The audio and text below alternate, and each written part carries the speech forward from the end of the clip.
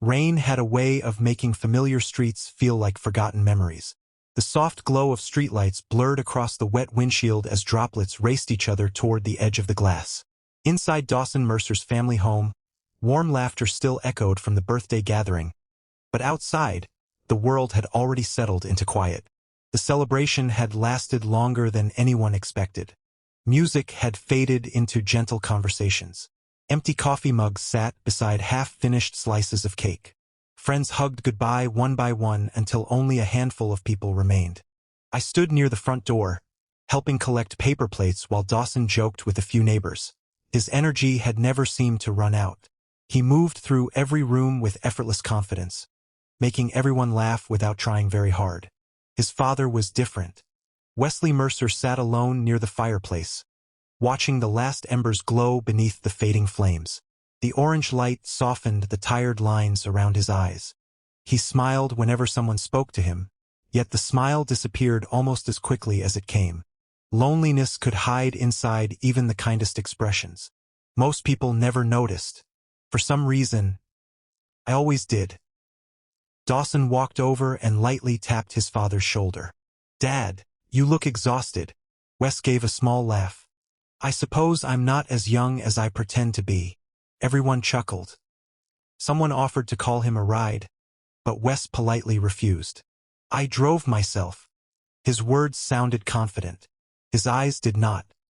As everyone prepared to leave, I noticed him pause near the entrance. He reached into his coat pocket, searching for his car keys. His hand stopped halfway. For a brief second, he closed his eyes. Just 1 second. It was enough. "You okay?" I asked quietly. He opened his eyes and smiled. "Long day." There was nothing dramatic about the answer, but something told me it wasn't the whole truth. "I can drive you home," I offered. "You don't have to." "I know."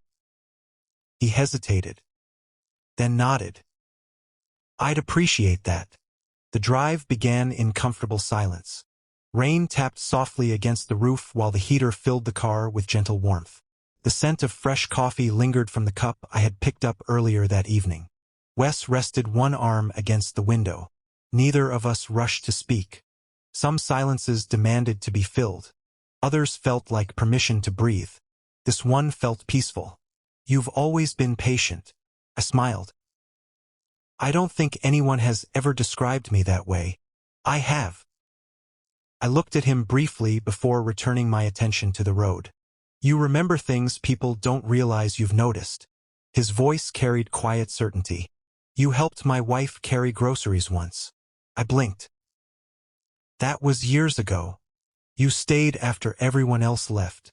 "I didn't think anyone remembered." "I did." The words settled somewhere deep inside me. Most people forgot small kindnesses within days. Apparently, Wes never had. Outside, rain continued falling in slow, steady rhythms. The neighborhood streets became quieter as we left the busier roads behind. Without thinking, I asked the question that had lingered in my mind all evening. "Do you ever get tired of people asking if you're okay?" He looked out the window for a long moment. Finally, he answered, "I think people ask because they hope the answer will be simple." "And is it?" "No." His honesty surprised me. "So I usually tell them I'm fine." His fingers slowly turned the silver wedding ring he still wore. I had noticed that habit before. Tonight, he didn't seem embarrassed by it. "My wife hated rainy nights," he said softly. I glanced toward him. "They made her miss her parents." He smiled. "Now they make me miss her." The words were almost carried away by the sound of rain. I didn't know what to say. Sometimes sympathy sounded too small. Sometimes silence carried more kindness than advice. So I simply kept driving. After another minute, he laughed quietly. "You know." "What?" "Dawson worries I spend too much time alone." "He loves you." "I know." He looked down at his hands. "But children eventually build lives of their own." His smile returned. "It should be that way." The smile reached his lips, not his eyes. I remember Dawson telling me his father had never remarried after losing his wife. Nearly 12 years had passed. Yet every photograph inside that house still seemed to face the same direction. Toward memories. Toward someone who could never walk through the front door again. The thought stayed with me as we turned into his neighborhood. Rows of maple trees lined both sides of the road. Their leaves shimmered beneath yellow streetlights. Everything felt calm. Almost too calm. Soon we reached his driveway. I shifted the car into park. The engine continued humming softly. "Here we are," I said. Wes looked toward the house. Every light inside was dark. The porch stood empty. No one waited behind the curtains. No dog barked from inside. No television glowed through the windows. Only darkness. He kept looking at the house, almost as though gathering courage. Then he spoke so quietly I nearly missed it. "Miles." "Yeah." He swallowed. His voice barely rose above a whisper. "Would you mind taking one more loop around the neighborhood?" I stared at him for only a second before placing the car back into drive. "Of course." He let out a slow breath. "Thank you." We drove beneath the same streetlights once again. Neither of us hurried. Neither of us explained. The road curved gently around a small park where puddles reflected pale moonlight between drifting clouds. Finally, he broke the silence. I wasn't ready to go inside. There was no shame in his voice. Only truth. "The house gets very quiet after nights like this." I nodded. "I can imagine." "No." He smiled sadly. "I don't think anyone really can." His fingers rested against the window. "I spent years believing loneliness was something you eventually got used to." He looked out at the empty sidewalks. "It isn't." The confession hung quietly between us. I realized then that loneliness wasn't always loud. Sometimes it looked like an immaculate house. Polite smile. A birthday party successfully hosted. Sometimes it looked exactly like the man sitting beside me. We completed another slow circle through the neighborhood. When we reached his driveway again, he didn't ask for another loop. Instead, he looked at me with tired but grateful eyes. "You know something, Miles?" "What?" "The ride home was never the part one needed." I waited. He smiled with a warmth I hadn't seen all evening. "Tonight was the first time in a very long while." He paused as emotion briefly caught in his voice. "That I didn't feel completely alone." Neither of us said anything after that. He stepped out of the car and walked slowly toward the front door. Just before disappearing inside, he turned and offered one last grateful wave. I watched until the porch light switched on. Then I drove away. I couldn't explain why my chest felt strangely heavy. It had only been a drive home. Just 20 quiet minutes through rain-covered streets. And yet, something told me that neither of our lives would ever feel quite the same after that single request. "Let's take one more loop, please." The weeks after Dawson's birthday slipped by with quiet ordinary moments that somehow refused to feel ordinary. Life returned to its familiar rhythm. I worked during the day, answered emails, met deadlines, and tried to convince myself that the rainy drive home had meant nothing more than two people sharing an honest conversation. Yet every few days my phone would light up with a message from Wes. "Are you free for coffee?" Or, "Think you could help me move a bookshelf this weekend?" Sometimes the messages were even simpler. "How's your day going?" There was never pressure behind them. Only kindness. I always found myself saying yes. One Saturday morning, I drove to his house carrying 2 cups of coffee from a small cafe we had discovered halfway between our neighborhoods. The front door opened before I had the chance to knock. "You remembered my order," Wes said with a surprised smile. "You've only ordered the same thing every time." He laughed. "I suppose I'm becoming predictable." "I don't think that's the word." "What word would you use?" "Comforting." For a brief moment, neither of us spoke. The compliment seemed to catch him off guard. Then he stepped aside. "Come in."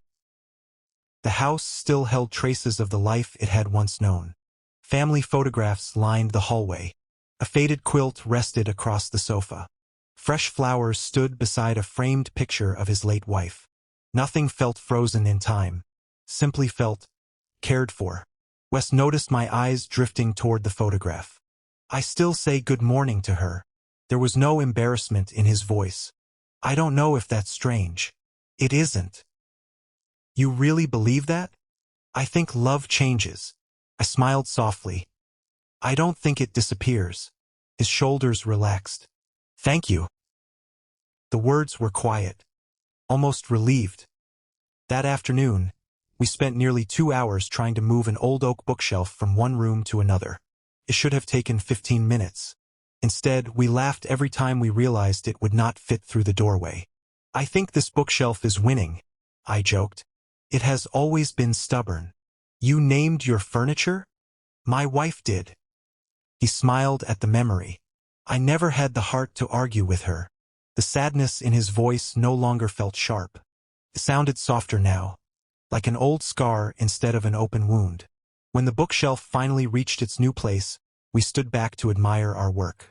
It looks better here, I said. So do I. I looked toward him. What do you mean? I've spent years leaving every room exactly the same. His eyes moved slowly around the house. Maybe it's finally time to let a few things breathe. Those words stayed with me long after I drove home. Little by little, our conversations became part of my weekly routine. Sometimes we walked through a nearby park. Sometimes we shared lunch at a quiet diner where the waitress had already memorized our usual orders. Sometimes we simply drove with no destination at all. Those drives became my favorite. The radio remained low. The windows stayed cracked open whenever the weather allowed. The silence between us never felt uncomfortable. Felt earned. One evening, we parked beside a small lake just before sunset. Golden light shimmered across the water. Neither of us seemed eager to leave. I forgot what this feels like, Wes admitted. What? Having someone beside me without feeling like I have to entertain them. I smiled. You don't have to entertain me. I know. His answer came almost immediately. And that's exactly why I enjoy your company. A warm breeze carried the scent of pine trees across the lake. I stared at the ripples spreading across the water. I wasn't very good at making friends growing up. Wes looked toward me. No? I shook my head. I always felt like everyone else knew something I didn't. What changed? I met Dawson. He made life louder. He has always done that. But... I paused. You make life quieter. He looked at me with gentle curiosity. And is that a good thing? It is. His eyes lingered on the lake. So much of my life has been noise. He spoke slowly. Work. Responsibility. Grief. I forgot that peace could exist beside another person. Neither of us realized how late it had become until the first stars appeared overhead. As I drove him home that evening, I caught myself smiling for no obvious reason. That realization frightened me. Not because anything inappropriate had happened. Nothing had. But because I had started looking forward to every message from him. Every conversation. Every drive. Every shared silence. I told myself it was only friendship. It had to be. He was my best friend's father. That line should have been impossible to cross. So I buried the feeling before it could grow into something I wasn't ready to face. A few days later, Dawson invited me over to watch a football game. The moment I stepped inside, he grinned. There he is. I laughed. Who's there? My dad's favorite person. I nearly dropped the snacks I was carrying. What? You heard me. He leaned against the kitchen counter with a teasing smile. I don't think he's talked this much in years. I just help him out sometimes. You do more than that. He shrugged. You've made him happy. His words should have made me feel relieved. Instead, guilt settled quietly inside my chest. Because somewhere along the way, seeing Wes smile had started to matter more than I wanted to admit. During dinner, Dawson disappeared upstairs to answer a phone call that left Wes and me setting the table together. Without thinking, we reached for the same serving bowl. Our hands brushed for the briefest moment. Both of us pulled back at once. "I'm sorry," I said. "No need." He smiled. "You always apologize first. It's a bad habit." "I think it's kindness." Before either of us could say another word, Dawson returned. He looked between us for only a second. His expression was unreadable. The evening continued normally, or at least it appeared to. After dinner, several neighbors stopped by to drop off leftover desserts from another gathering. One older woman watched Wes and me carrying dishes into the kitchen. She smiled warmly. "You two make a wonderful family." The room fell silent. I felt my heartbeat stumble. The woman immediately realized she had assumed too much. "Oh," she said quickly. "I'm sorry. I didn't mean." "It's all right," Wes replied gently. She smiled awkwardly before changing the subject. But something had already shifted. I looked toward Dawson.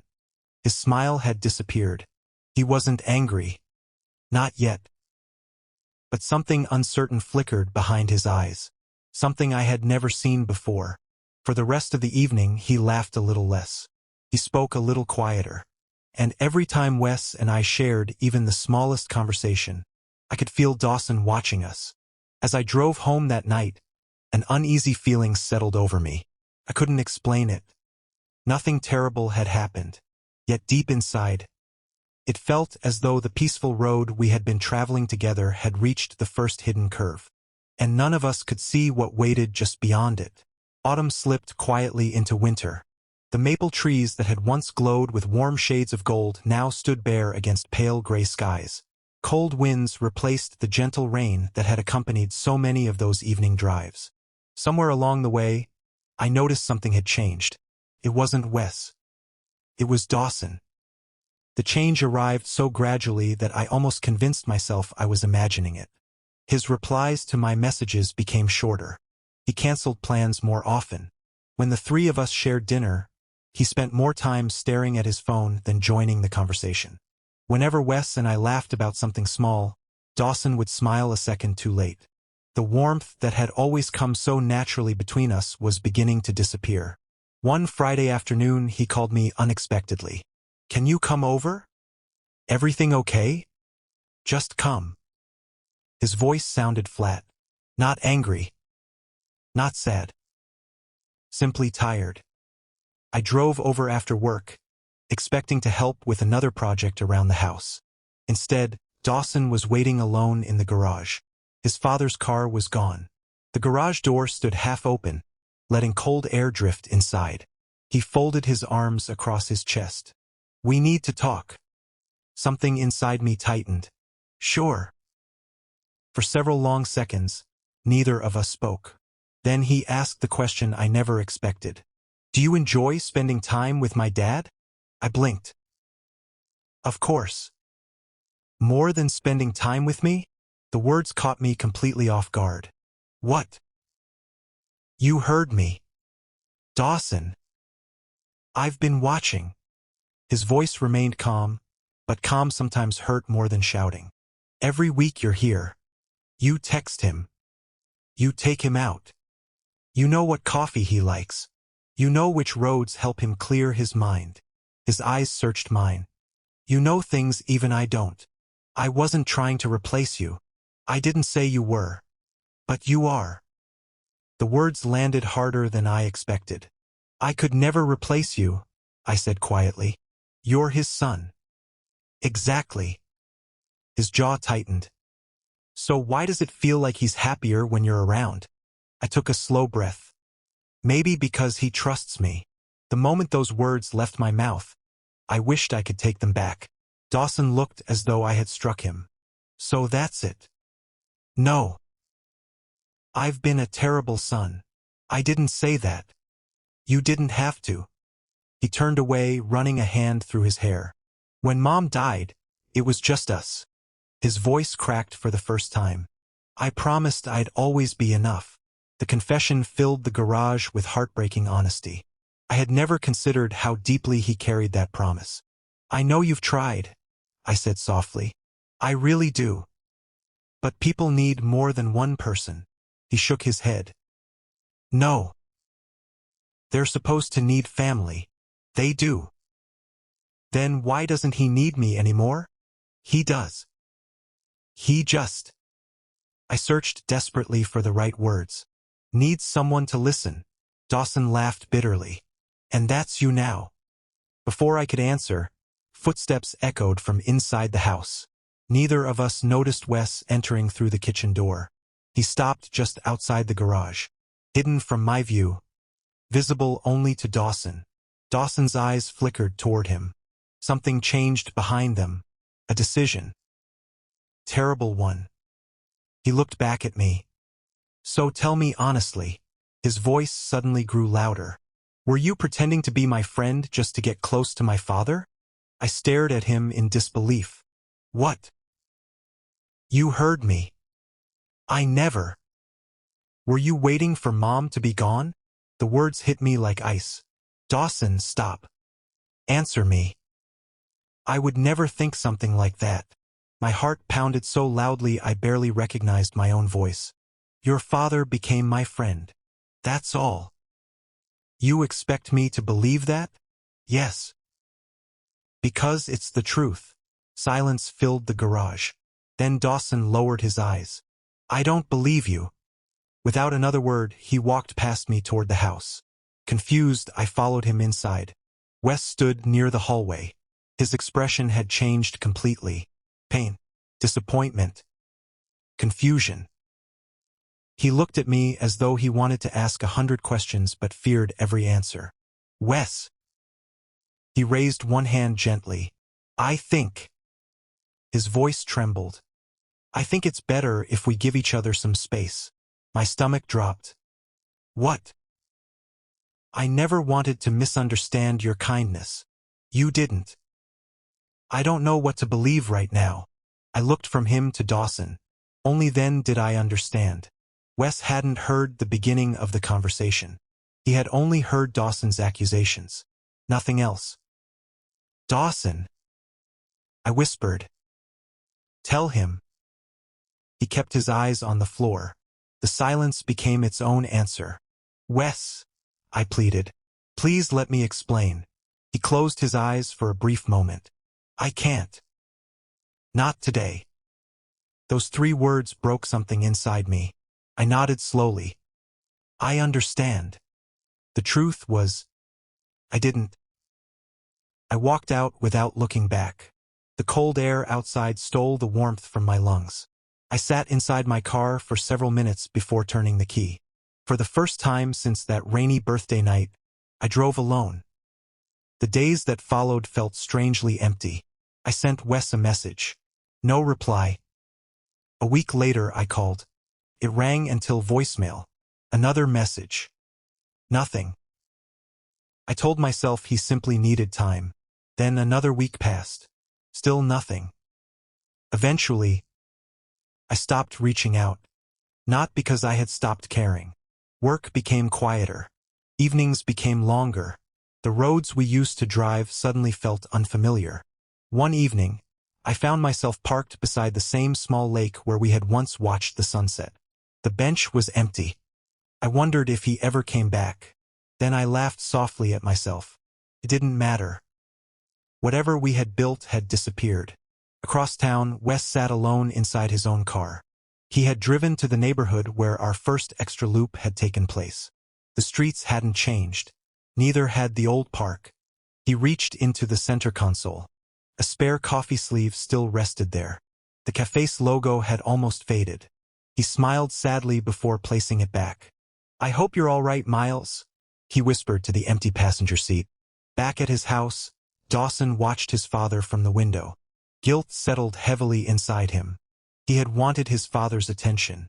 Instead, he had taken away the one friendship that had brought light back into the house. Every day afterward, he thought about telling the truth.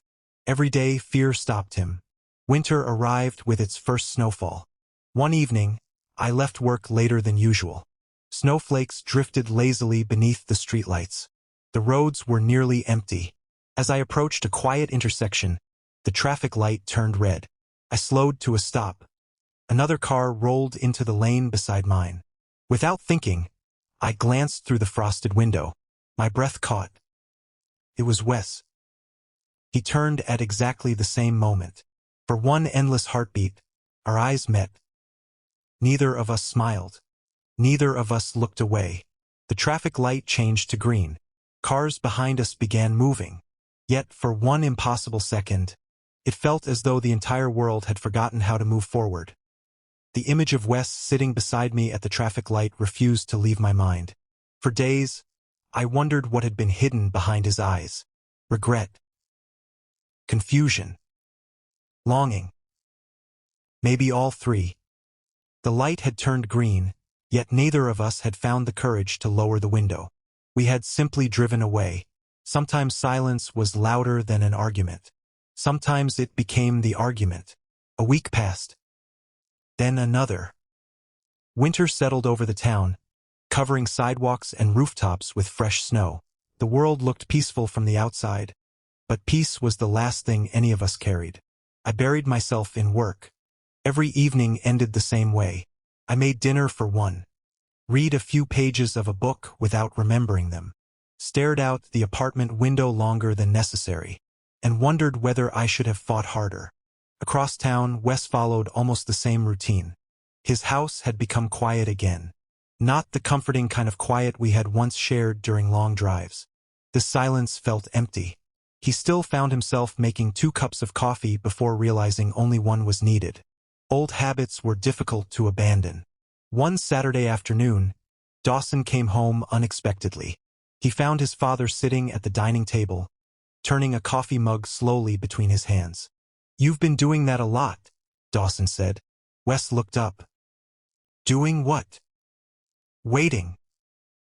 "I'm not waiting." Dawson offered a sad smile. "You always look at the driveway around this time." Wes lowered his eyes. "I suppose I do." The room fell silent. For several minutes, neither of them spoke. Then Dawson quietly pulled out the chair across from his father. "There's something I have to tell you." Wes sensed the weight in his son's voice. He set the mug down.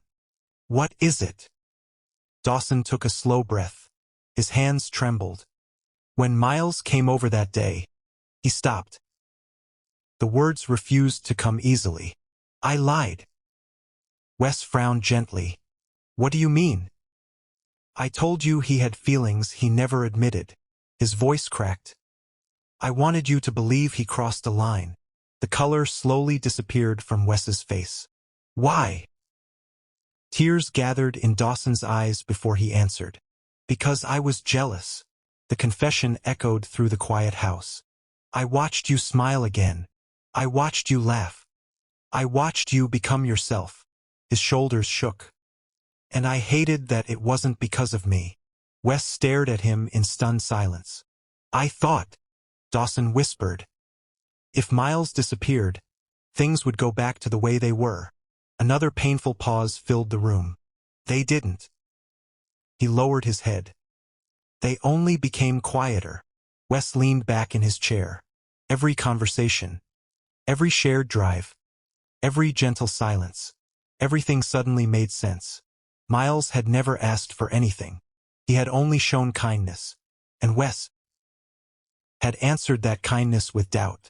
A deep ache settled inside his chest. "I didn't even let him explain." His voice barely rose above a whisper. Dawson covered his face. Wes closed his eyes. He wasn't angry. He saw something much deeper. Fear. The fear of a son who believed love could be taken away. Slowly, Wes stood and walked around the table. He rested a hand on Dawson's shoulder. "You made a terrible mistake." Dawson nodded through tears. "I know. But you're still my son." The younger man finally broke down completely. "I'm sorry, Dad." "I know." The embrace that followed did not erase the pain. It simply reminded both of them that healing always began with truth. That same afternoon, someone knocked softly on my apartment door. When I opened it, I froze. Dawson stood there. Snow rested on the shoulders of his coat. His eyes were red. "I don't deserve 5 minutes of your time," he said quietly. "But I'm asking anyway." Neither of us moved. Finally, I stepped aside. He entered without saying another word. For several moments he simply stared at the floor. Then everything poured out. The jealousy, the lies, the guilt, the sleepless nights. I kept telling myself I'd fix it tomorrow. He wiped his eyes. Tomorrow kept becoming another tomorrow. I listened without interrupting. When he finished, the apartment felt painfully quiet. I don't know if you can forgive me. He looked up. But my father deserves to know who you really are. I swallowed the lump in my throat. Does he? He knows now. What? I told him everything. My heart skipped. He knows you never betrayed either of us. For a long moment I couldn't speak. Months of hurt suddenly felt heavier. Not because they remained, because they no longer had to. Before leaving, Dawson paused at the door. He went looking for you. When? This morning. The sun was already beginning to set when I drove toward the small lake. I didn't know why. Perhaps hope had quietly taken the wheel. The parking lot was nearly empty. Fresh snow covered the walking path. The lake reflected soft shades of gold and pale blue beneath the evening sky. I spotted him almost immediately. Wes sat on the same wooden bench where we had watched the sunset months before. He looked older. Not because time had passed, because regret had found a home inside his eyes. When he heard footsteps, he slowly turned. Neither of us spoke. For several long seconds, the only sound was the wind moving across the frozen water. Finally, he stood. I'm sorry. The words came before anything else. His voice trembled. I should have listened. I walked closer. You were protecting your son. I stopped protecting the truth. His eyes filled with tears. I failed you. I shook my head gently. No. You believed someone you loved. That doesn't make the pain disappear. It explains it. He looked down at the snow beneath our feet. I replayed that day 1,000 times. So did I. Another quiet moment passed. I never wanted anything from you, I said softly. I know. I searched for the words that had lived inside me for months. Wanted you to feel less alone. He closed his eyes. A tear slipped quietly down his cheek. You did. His voice was almost a whisper. You walked into my life when I had forgotten what peace felt like. He smiled sadly. Somewhere between coffee. He looked toward the frozen lake. The long drives. His eyes returned to mine. And those quiet conversations. He took one careful step closer. You became the person I hoped every day I might see again. The cold air seemed to disappear. Neither of us rushed forward. Neither of us tried to erase the months we had lost. Instead, we simply stood there. Two people carrying the same quiet truth. I don't know what happens next, I admitted. Wes smiled. We don't have to know today. His hand slowly lifted. Not demanding. Not expecting.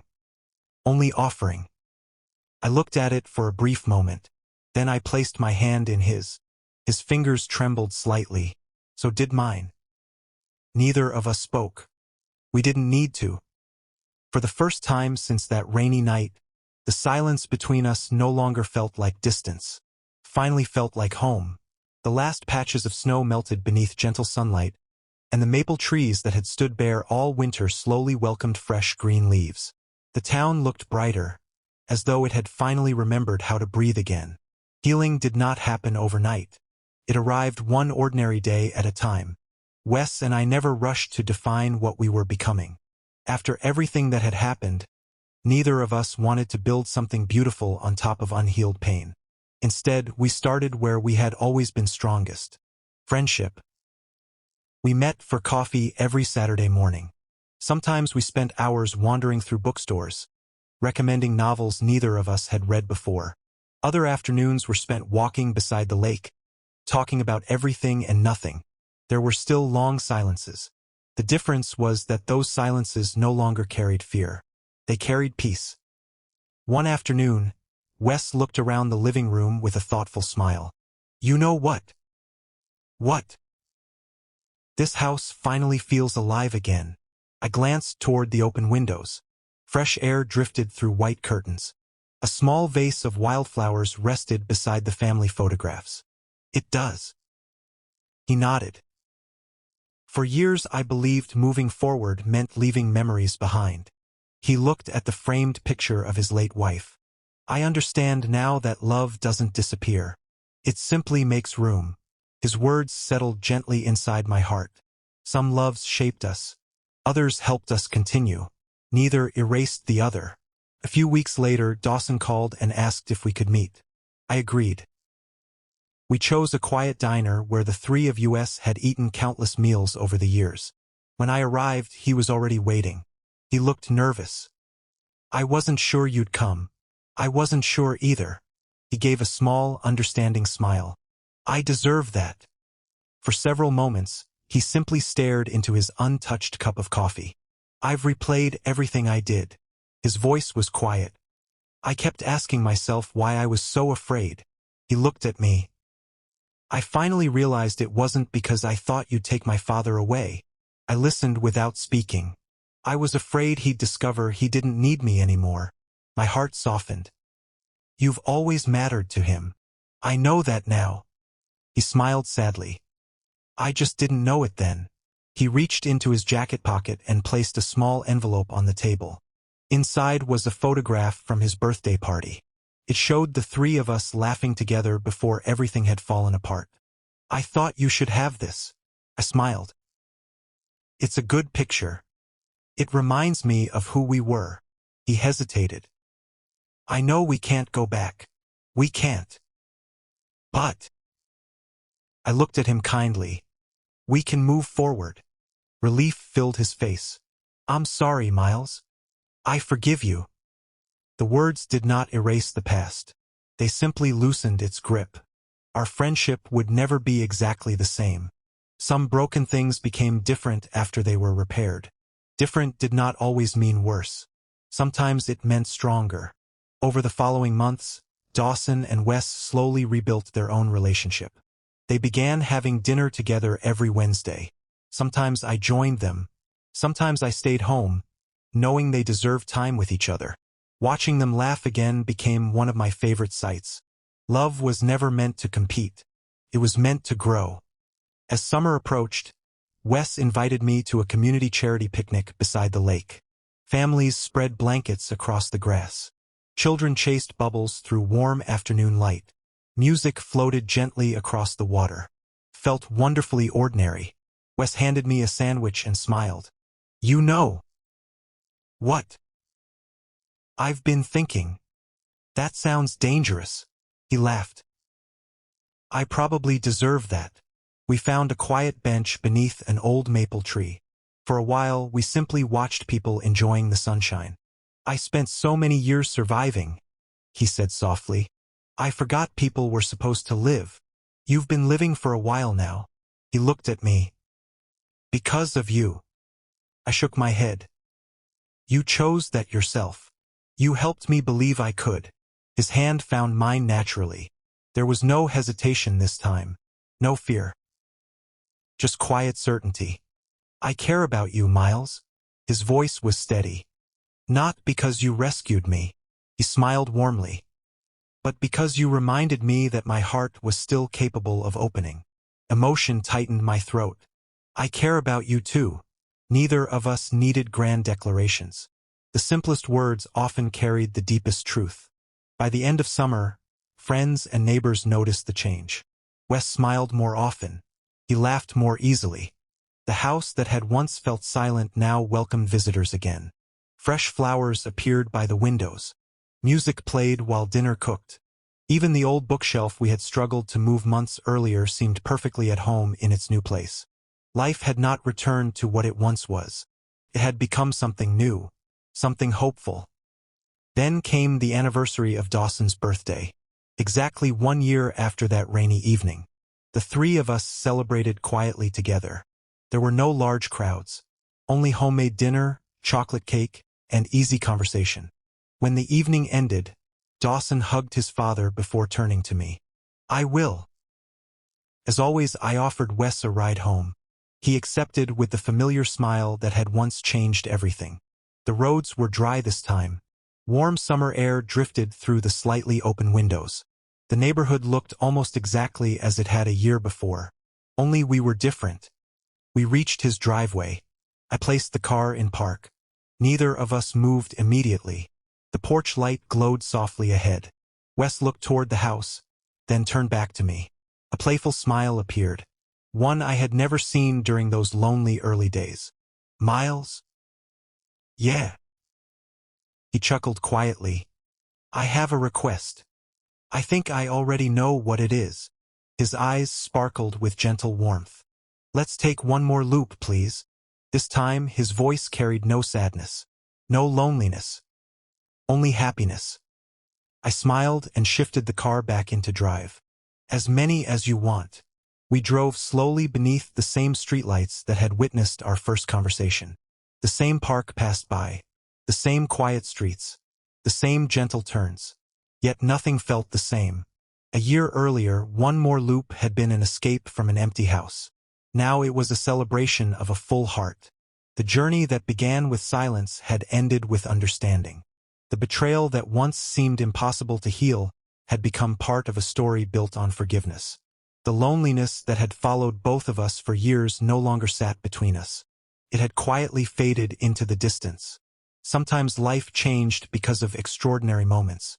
Sometimes it changed because one person chose to stay a little longer, to listen a little more carefully, to drive one more loop around the neighborhood. As the night settled gently over the town, our car disappeared beneath the glow of familiar streetlights. Home was no longer a place waiting at the end of the road. Home had become the quiet heart sitting beside me, and somehow that made every mile ahead feel a little less lonely. If this story touched your heart, thank you for spending this journey with us. Don't forget to like, subscribe, and share this story with someone who believes healing begins with kindness, forgiveness, and one more chance. Until next time, take care of yourself, and the people who make the road home feel a little warmer.